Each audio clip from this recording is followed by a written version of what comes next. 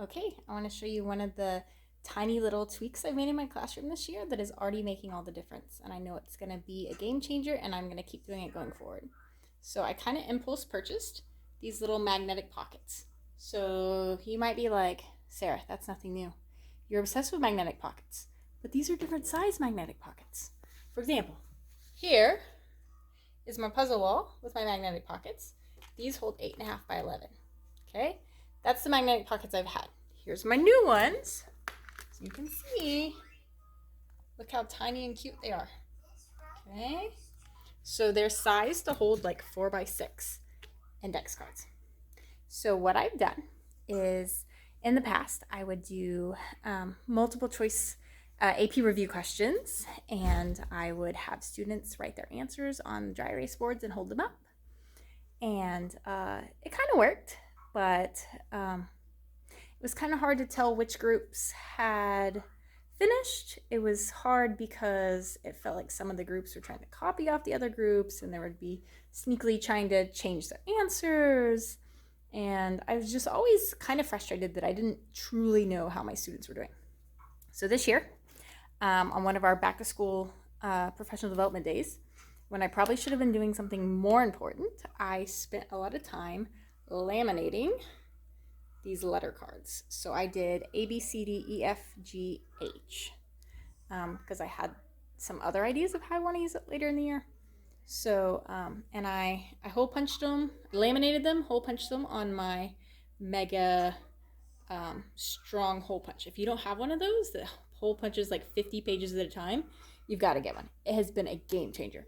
So I laminated them and I hole punched them, and I put I think they're called binder rings around them. So whenever we do a multiple choice review, and I use that a lot for like review games, I have a pocket for each group, and they come get their stack of cards for their group out. And then I put a question up on the Promethean board, and then as a group, they have to decide what their answer is. So they take their stack of cards and they turn it to the answer that they want to submit. But instead of like holding them up or anything, they send somebody up to secretly, not showing anybody else in the room, their card, to bring it up to the wall. And then they slide it in the pocket face down, where then nobody can see their answer. So when I'm standing anywhere in the room, I can instantly like look at the wall, and I know how many groups have submitted their answer or locked in their answers, I usually say. And so I can figure out who we're waiting on, how much more time we need, and kind of encourage that group to submit an answer. I thought about setting a timer, but so far I haven't really had to do that to, make them get their answers in time. Then we discuss the problem that was up on the Promethean board, kind of talk about what the answer should be, and then I come over and I start revealing one at a time, turning it around, what each group answered. So if we're like playing a review game like we did the other day, I would give students points at this time, so I get a really good understanding of how the students answered. Sometimes they totally put the wrong letter up there and don't realize it, and the entire room bursts into laughter when it's like one of the easy questions and everybody got it right except one group. That may have happened multiple times in the past week.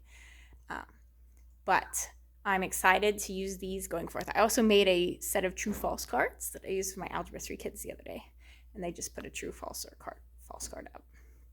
But I know some people use like plickers, and I don't know. This is what's working for me, so I thought I'd share it.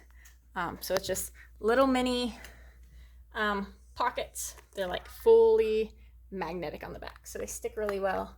And then I made little table labels, and I put my favorite disc magnets that I buy in bulk. So I laminated these. And the good news is like when we're playing a game, I can like move these wherever on the board I need. And when I'm not using them, I kind of just slide them up to the top of the dry erase board. But hopefully this gives you an idea of something you can use in your classroom.